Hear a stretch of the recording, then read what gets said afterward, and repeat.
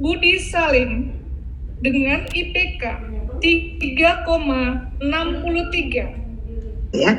Yang ketiga, kami akan merapatkan nilai yang akan saudara peroleh ya. Jadi ada 3 tahap seluruhnya ya.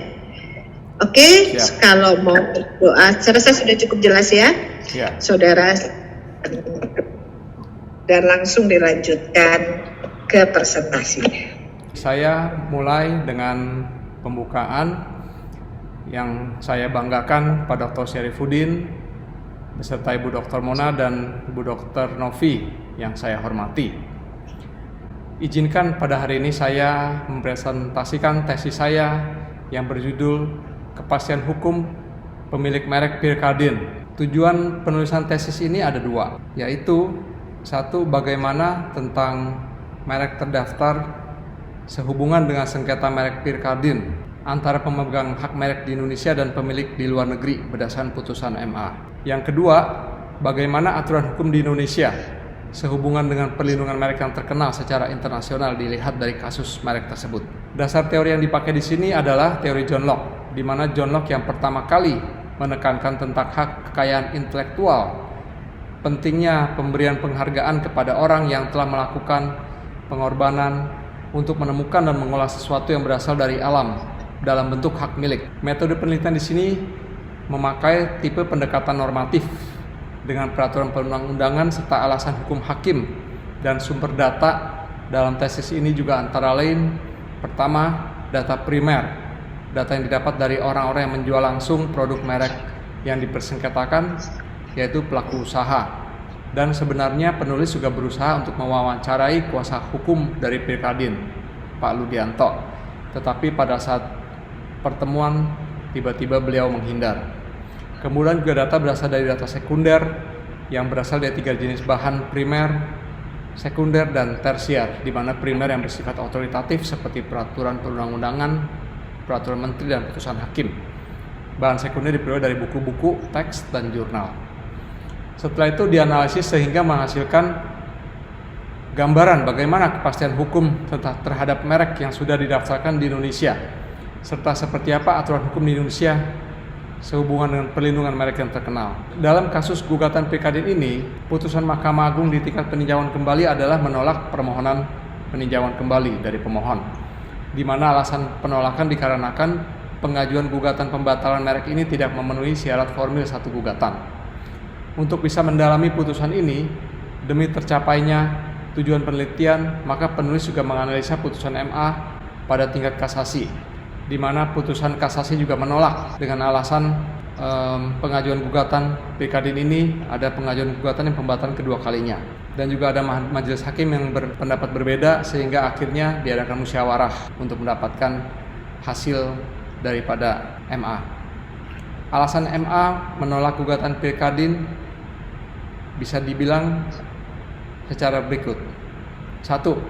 Pengajuan gugatan Pirkadin ini adalah pengajuan gugatan pembatalan yang kedua sesudah pengajuan gugatan pembatalan yang pertama pada tahun 1981, dan sudah menjadi putusan yang berkekuatan hukum tetap, serta tidak bisa diajukan gugatan baru apabila gugatan materi masih sama.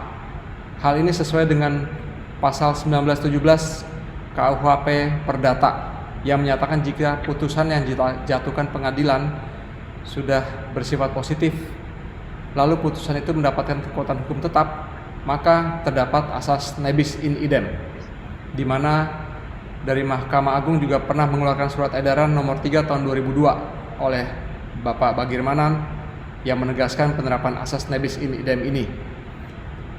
Alasan kedua dari Mahkamah Agung menolak gugatan adalah merek Pirkadin ini pertama kali didaftarkan pada tahun 1977, di mana gugatan Pirkadin dilakukan pada tahun 2015, tanggal 25 Februari. Undang-undang yang berlaku saat itu adalah Undang-Undang tentang Merek Nomor 15 Tahun 2001, di mana sesuai dengan ketentuan pasal 69 ayat 1 berbunyi bahwa gugatan pembatalan pendaftaran merek hanya dapat diajukan dalam jangka waktu 5 tahun sejak tanggal pendaftaran merek. Dan juga itu tercantum pada Undang-Undang Merek tahun 2016 nomor 20 di pasal 77 ayat 1, hal yang sama. dan hal ini pun tertera pada Konvensi Paris asal pasal 6 ayat 2. Alasan gugatan ditolak yang ketiga dari Mahkamah Agung adalah hukum di Indonesia menganut asas first to file, di mana orang yang pertama kali mendaftar dialah yang berhak untuk merek itu. Hal ini dapat dilihat dalam pasal 3 Jungto pasal 28 Undang-Undang Merek nomor 15 tahun 2001 dan juga pasal 3 Jungto pasal 35 Undang-Undang Merek nomor 20 tahun 2016, di mana dinyatakan bahwa hak merek adalah hak eksklusif yang diberikan oleh negara kepada pemilik merek terdaftar dalam daftar umum untuk jangka waktu tertentu dengan menggunakan merek. Dari ringkasan 3 poin yang tadi disebutkan, kesimpulan dari tulisan ini adalah kepastian hukum tentang merek terdaftar dikaitkan dengan Undang-Undang Republik Indonesia nomor 20 tahun 2016 sehubungan dengan sengketa merek Pirkadin antara pemilik di Indonesia dan pemilik di luar negeri. Kepastian hukumnya bersifat sangat jelas. Kemudian kita lanjut kepada kriteria merek terkenal. Walaupun tidak disebutkan dalam Undang-Undang Merek nomor 15 tahun 2001 dan tidak disebutkan secara jelas juga kriterianya pada Undang-Undang Merek tahun 2016, ternyata disebutkan secara jelas dalam Peraturan Menteri Hukum dan Hak Asasi Manusia nomor 67 tahun 2016 tentang pendaftaran merek yang tercantum di pasal 18 ayat 3, antara lain tingkat pengetahuan atau pengakuan masyarakat terhadap merek terkenal tersebut. Lalu kedua, volume penjualan barang dan bagaimana pangsa pasar yang dikuasai merek terkenal tersebut dalam hubungannya dengan peredaran barang di masyarakat. Dan terakhir, intensitas dan promosi merek termasuk nilai investasi yang dipergunakan untuk promosi tersebut. Untuk mengetahui keterkenalan merek Pirkadin ini, penulis melakukan wawancara terhadap pelaku usaha yang menjual barang bermerek Pirkadin untuk memperoleh fakta-fakta. Dan setelah wawancara diperoleh informasi bahwa produk ini tidak memiliki ranking dan nilai penjualan yang signifikan yang bisa membuktikan keterkenalannya, dan juga tidak ditemukan investasi promosi besar-besaran sebagaimana yang dipersyaratkan dalam Permenkumham nomor 67 tahun 2016 pasal 18 ayat 3. Dan juga penulis sempat mengecek ke toko-toko online di Singapura, tetap tidak ditemukan produk yang dipersengketakan, tetapi yang ditemukan ada produk lain yang tidak sejenis seperti pakaian dalam wanita dan pria. Padahal salah satu kriteria untuk mengembangkan merek yang terkenal dan efektif adalah ketersediaan. Sehingga dapat dikatakan bahwa kriteria merek terkenal tidak ada pada merek Pirkadin karena sudah ada kriteria yang dapat dipergunakan dan sejalan dengan keputusan MA yang menolak gugatan penggugat. Dalam hal ini bisa disimpulkan bahwa aturan hukum di Indonesia sangat melindungi merek terkenal, yang juga bisa dilihat pada peraturan perundang-undangan di Indonesia, yaitu di mana walaupun kriteria merek terkenal tidak disebutkan pada Undang-Undang 2001 dan Undang-Undang Merek 2016, tapi disebutkan secara jelas dalam Permenkumham nomor 67 tahun 2016 pasal 18 ayat 3. Penolakan permohonan pendaftaran merek terkenal yang tadinya tidak diatur dalam Undang-Undang Merek tahun 2001 ternyata diatur dalam Undang-Undang Merek dan Indikasi Geografis tahun 2016 dan juga diatur dalam Permenkumham nomor 67 tahun 2016 pada pasal 16 ayat 2 dan 3 serta pasal 19.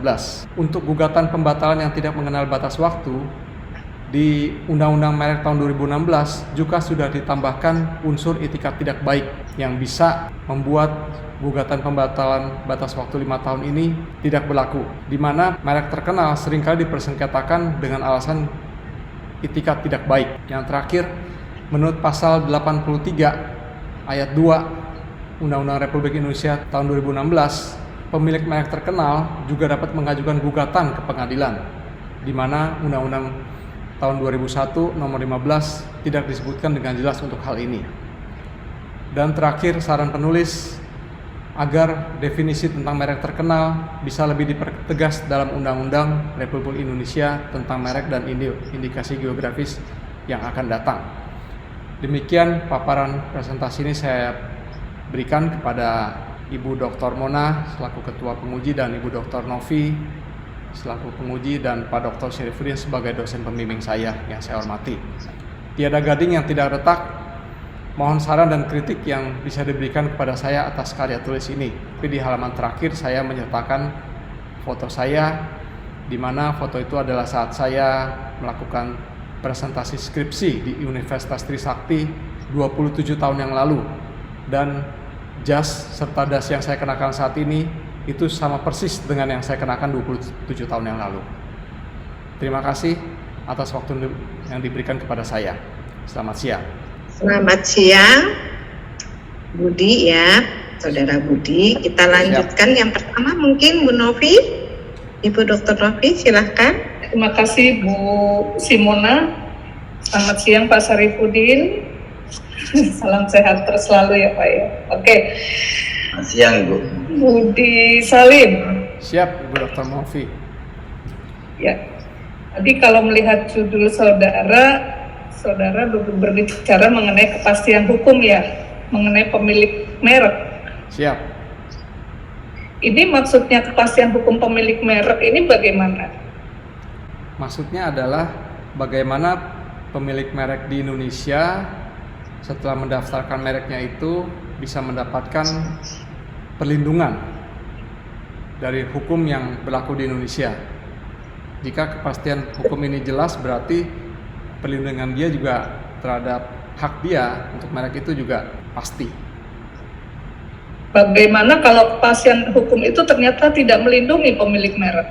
Hukum merek di Indonesia bersifat responsif, di mana kalau dilihat dari sejarahnya, undang-undang merek ini sudah 4 kali mengalami perubahan, dan terakhir kali mengalami perubahan tahun 2016 yang mengakomodir kebutuhan tentang jaminan merek yang berkaitan dengan indikasi geografis. Jadi bisa dibilang undang-undang di Republik Indonesia ini berusaha untuk mengakomodir dan mengikuti kebutuhan yang dibutuhkan oleh rakyat Indonesia, sehingga walaupun kelihatannya nanti bisa ada celah-celah hukum, tetapi dari pemerintah bisa dilihat bahwa berusaha untuk membuat hukum yang lebih baik dari urutan waktu sampai sekarang. Oke. Saudara sudah membaca ya undang-undang merek ya? Sudah Bu. Sudah. Iya. Kira-kira dari undang-undang itu pasal mana yang menyatakan ada kepastian hukum dan pasal mana yang menyatakan ada perlindungan hukum? Pasal yang menyatakan tentang kepastian hukum, seperti yang tadi sudah saya paparkan, kepastian hukum ini sudah sangat jelas bahwa apabila merek terkenal itu sudah didaftarkan dan dalam waktu 5 tahun tidak ada yang menggugat, maka sangat pasti bahwa tidak ada yang bisa menggugat hal itu kembali, kecuali atas dasar merek itu mengganggu ketertiban umum, melanggar kesusilaan, atau memiliki dasar etika tidak baik. Jadi ini sudah bisa dibilang salah satu hal yang membuat kepastian hukum dari merek ini jelas. Lalu juga untuk gugatan yang pertama kali, jika dilakukan oleh pemilik merek yang ada, maka dialah yang diakui oleh pemerintah dan diberikan hak secara eksklusif bahwa dialah pemegang merek yang sah, walaupun mungkin ada orang yang pertama kali mempergunakan, karena Indonesia menganut asas first to file. Nah, di sini kepastian hukum terhadap merek bisa dibilang sangat jelas. Kalau saya melihat pada pertanyaan saudara dalam permasalahan itu, berarti ada 2 ya yang dipertanyakan, ada kepastian hukum dan perlindungan hukum ya? Siap, Ibu Novi. Oke. Nah, kepastian hukum dari teori siapa yang saudara gunakan? Kepastian hukum dari teori Philip Knott, karena bisa dibilang hukum di Indonesia mengandung teori hukum responsif dalam hal ini, di mana pemerintah selalu berusaha mengikuti apa yang dibutuhkan oleh masyarakat untuk bisa memastikan hukum merek yang dimiliki oleh pemegang merek di sini bisa berjalan dengan baik.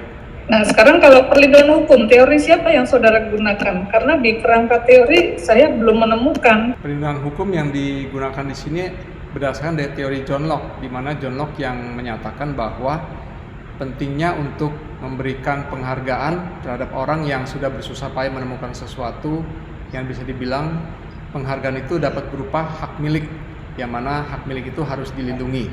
Kemudian saya menanyakan lagi mengenai metode. Tadi saudara menggunakan wawancara ya, kalau tidak salah ya? Betul Bu, satu wawancara, satu lagi dengan analisa peraturan perundang-undangan yang ada dan putusan hakim. Oke. Kalau saudara menggunakan wawancara, berarti saudara membutuhkan data primer. Ya, betul. Ya, kalau tidak salah ya. Ya. Oke, nah tentunya kalau data primer tipe penelitiannya menjadi normatif atau empiris? Karena waktu itu saya pertama kali membuat proposal, saya lebih menekankan kepada peraturan undang-undangan. Jadi saya menekankan bahwa penelitian itu bersifat normatif. Seiring dengan berjalannya waktu, saya bisa menemukan bahwa data primer yang dengan pelaku usaha bisa saya dapatkan dengan pendekatan dan juga kaidah ilmiah yang sudah saya baca dari buku metode penelitian hukum. Nah, sehingga data primer yang saya dapatkan ini saya masukkan juga ke dalam penulisan saya. Berarti menggunakan dua data, tapi seharusnya sih tipe penelitiannya menjadi normatif empiris ya. Seharusnya sih demikian. Terima kasih Bu Dr. Novi. Jadi memang Ya. Terus terang dalam perkuliahan saya di Trisakti ini, kebetulan pada saat mata kuliah pengantar penelitian hukum itu saya pertemuan pertama dengan Pak Dr. Dani, saya tidak hadir karena saya mengantar anak saya yang baru pulang dari luar negeri, pulang dari kuliah, dan pertemuan kedua ternyata mulai COVID, dan setelah itu tidak ada pertemuan kembali, sehingga memang saya akui dalam hal ini untuk ilmu saya di bidang penelitian hukum memang harus diperbaiki. Terima kasih Bu Dr. Novi atas sarannya. Nanti tolong dibaca mengenai bukunya Suryono Sukanto. Ini Siap. termasuk kategori yang mana ya penelitiannya. Kalaupun normatif, di bagian mana saudara mengatakan normatif, betul nanti dilihat di halaman 52. Oh iya, Ya. siap. Kemudian kalau itu empiris, ya alasan saudara apa yang menyebabkan menjadi empirisnya. Ya. Siap. Kemudian sifatnya, kalau saya rasa kalau tatarannya sudah S2, rasanya kalau tujuannya menggambarkan, saya rasa kurang tepat ya. Seharusnya sudah mulai mengetahui atau menjelaskan. Ya. Siap. Jadi sudah pendalaman lebih jauh lagi. Kalau S1 kan menggambarkan. Ya. Tapi kalau saudara sudah S2, tolong lebih dikaji lagi. Ya. Siap Bu Dr. Novi. Kemudian analisisnya secara apa ini? Kualitatif atau kuantitatif?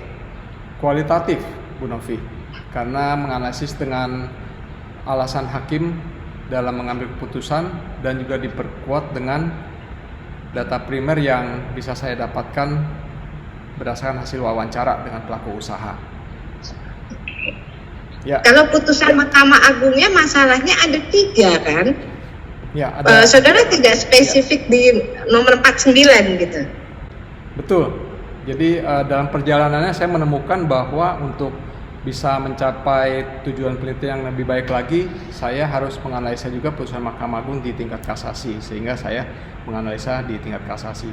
Yang saudara tanyakan dalam wawancara itu apa? Bagaimana menurut pendapat dari pelaku usaha untuk promosi yang sudah pernah dilakukan oleh merek ini, dan sejauh mana dia ketahui di mana promosi itu dilakukan. Tabel itu saya agak keberatan sebetulnya karena itu tabel penjualan sebetulnya ya. Kalau saya lihat banyak penjualan dan tidak spesifik merek Pirkadin. Dalam kriteria merek terkenal itu kan sudah disebutkan bahwa salah satu kriteria merek terkenal adalah bagaimana pangsa pasar yang dikuasai merek tersebut dan juga bagaimana untuk volume penjualan barang. Nah, sehingga dalam hal ini kan data primer yang paling baik adalah ditemukan dari pelanggan yang membeli merek barang tersebut. Saudara ngambil berapa mall lah? Berapa mall lah kira-kira? Saya ambil 3 Bu, di Jakarta 1, Kota Bogor 1, Kota Depok 1. Ya, 3 mall. Nah kalau 3 mall kan bisa bikin 3 ya. Di sini sekian persen, sini sekian persen, terserah gitu. Siap. Saudara dari ekonomi paling tahu lah. Terima kasih. Ya. Saya lebih ahli saudara membuat itu. Dia pesanan keseluruhan ya? Kalau Pirkadin ya? Pada pokoknya apa keseluruhan? Pokoknya Ibu. Berapa banyak sih dari mall itu menjual merek Pirkadin yang palsu tadi gitu? Atau mirip Pirkadin yang asli justru? Yang asli Bu, karena toko itu hanya menjual merek-merek asli ya. Kalau yang palsu itu didaftar oleh siapa? Untuk pemegang hak merek Pilkadin di Indonesia ini hanya satu, Bu. Jadi belum ada yang palsu, hanya saja untuk pemegang hak merek yang di Perancis ini yang mempermasalahkan bahwa dialah pemegang hak merek yang berhak. Sehingga Yang di Indonesia? yang di Indonesia sudah mendaftarkan merek itu dan sudah mendapatkan pendaftaran merek. Memperdagangkan merek Pirkadin ini apakah ada peristiwa atau hubungan hukumnya? Misalnya agen tunggal atau apa, atau dia tuh main daftar aja begitu? Pada saat dia mendaftar tahun 1977 sampai dengan sekarang sudah 4 kali berganti kepemilikan dan merek itu dia lisensikan kepada pihak lain yang memproduksi barang tipe A untuk dijual. Yang sekarang ya, maksudnya yang terbaru ya, maksudnya merek dia masih berlaku, itu ada hubungan hukum nggak? Misalnya dia terima lisensi dari Pirkadin yang di Prancis? Oh, tidak ada. Jadi semua penjual dan produsen di sini mengambil lisensi dari pemilik merek yang di Indonesia. Nah, mereka beli produk di sana atau bagaimana? Produk yang mereka jual ini produk apa? Produk di Indonesia, Bu. Jadi selalu di kemasan produknya itu ada kata-kata produk by PT Gudang Rejeki dan di bawahnya ada kalimat diproduksi oleh Indonesia. Produksi oleh Indonesia. Oke. Jadi berarti kan sebenarnya bukan merek Pirkadin yang aslinya di Prancis kan? Bukan.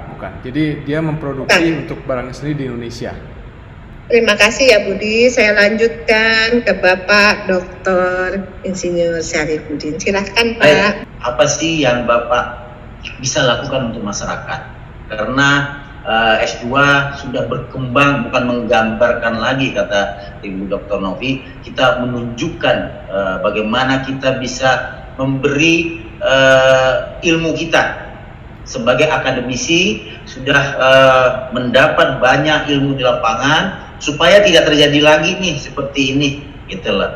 Apa yang Saudara Budi bisa lakukan sebagai anak bangsa ya, dengan keilmuan yang ada. Pertanyaan saya itu, monggo tolong dijawab. Terima kasih Pak Dr. Syarifudin yang saya hormati.